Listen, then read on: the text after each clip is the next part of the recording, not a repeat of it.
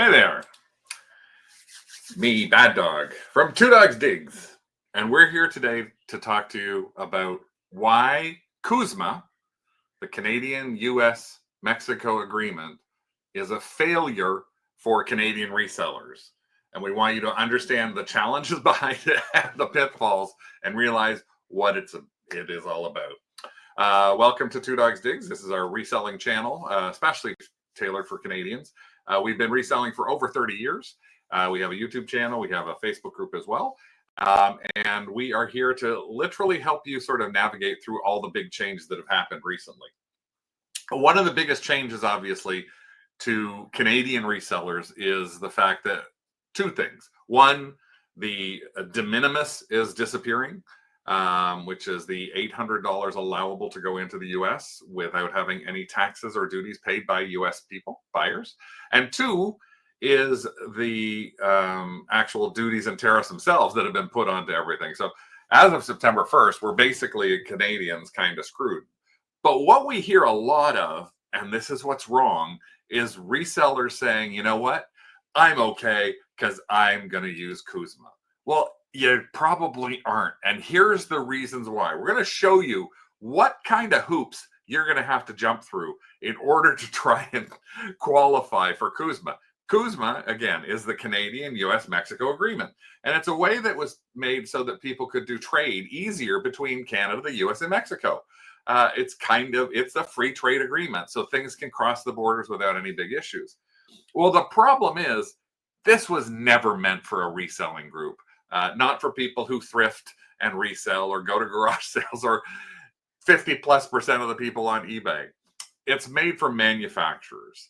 And so in order to even think that you could qualify for CUSMA, if you did, you have to do so much work that it's not going to be worth it. So let me just take you through a couple of things. The first thing you need to do with any item that you want to ship into the States is you're going to need to find the HTS code. And what is the HTS code? It's the Harmonized Tariff Schedule. So this is a US site, and I will have the link to the US site. It is in the description of this particular video, so you'll be able to go to see it.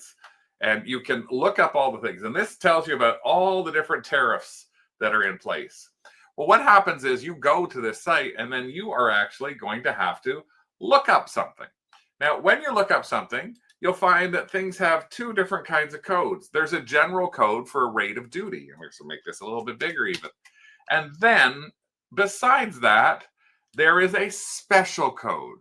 So when you go to look up something, you need to find out its HS code, that's this first number over here, and then see what its rate of duty is. The rate of duty actually spells out what trade agreements it's in. And it actually has to have either under special an S, or you can see even highlighted there, you can see the Canada-Mexico agreement, an S, or I believe it's an SP. Those are the only two things that you can actually use. So if it doesn't have that under it, then it doesn't count. You can't do CUSMA. So let's just take a look at something. Let's say we're going to sell some toys. We type in toy up here into the HS code, and it tells us that this is the toy HS code, 9503.00.00, for tricycles, scooters, carriages, dolls, other toys, models, puzzles, There is nothing in the special column, note. So there's not a single toy that you would be able to sell that could qualify for CUSMA. Well, you know what I hear all the time, though? Oh, my VHS tapes, my audio cassettes, my records, my books. Guess what? Sound recordings on cassette tapes, nothing under special. Right underneath there, video recordings on tapes, nothing under special. Videotape recordings, nothing under special. Let's look up at books. There happen to be, you have to sometimes figure out what you want to call them. They happen to be under hardcover. You have to look that up. Oh no, where was it? Books. Registers and notes, nope. Registers and notes, diaries and address books. And anytime you click on this, you'll be able to see what's beside it. Other notebook, exercise books, nope. Binders, nope. Printed books and brochures, nope. Hardbound books, nope. Paperbacks, No. None of the children's picture books. No. None of these things qualify for CUSMA. So you're never going to be able to do it. Well, let's say you found something that does happen to have that S by it. I don't know. Maybe it happens to be that you sell plates and dishes and cups and saucers. Well, guess what? Plates and dishes and cups and saucers. Oh my, they actually do. Look, there's the S and the SG. They actually qualify for CUSMA. Well, SG is Singapore, but S is Canada, United States. So now you can possibly not have duties or taxes paid on that. So how do you do it? This is where it becomes a hell on earth. In order to do this, you have to basically know every single thing about the item you are trying to sell. What do I mean by every single thing about the item? You are required all of these things. Let me just move myself there. You need to have a valid certificate of origin completed, given to your broker that has the importer, exporter, and producer certification of origin. The certifier details, name, address, title, contact, exporter details, producer details, importer details, description, origin criteria, a blanket period, and an author. You have to fill all of this out. You have to know where the dish was manufactured, the full address, the company name, everything. Even for a 40 or 50-year-old Pyrex dish, you need to know that in order to claim CUSMA. You also have, even under this, you still may end up having a tariff or a customs fee or a brokerage put into place. So you'll see a number of different places like cross-border shippers, Chit Chats showing you how to do this. It happens to be Stallion Express, Chit Chats. They both have, Canada Post also will have something about how you actually get this into play.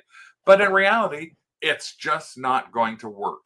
So you are going to have to spend half an hour plus just to fill out the form for the one item, submit it, get it approved, and then find out that, one, did you meet the criteria? And two, okay, now I can do it. Now I can sell my $30 thing that I spent 2 hours completing all this, finding all this information out, just so I can save the taxes, so I can ship to the US. You know what? Don't bother. And as a second little rant on my part, don't ever think about paying those tariffs or having them collected in Canada. Why? Because it's not your responsibility as a Canadian reseller. I have another rant about this that's on its own. But realistically, no US seller would ever pay our Canadian tariffs or the UK's VAT taxes. So why the heck should we as Canadians pay for and or collect and remit on behalf of the US? We shouldn't. But we can also just recognize that there's no way that the CUSMA agreement is actually going to help you. So in a nutshell, you're selling everything as a reseller the regular way. You are not a manufacturer. You are not a distributor. You're not going to have the information you need. So good luck in sales. We hope they go. And make sure you're selling around the world. There's not just Canada. You can sell all over the world. Like we just sold something yesterday to England. So you can look at our other videos here on Two Dogs Digs. Hope you subscribe and click on the bell for when we might do something else. Woof. Bad dog. I'm out of here to list some more stuff on ebay.ca.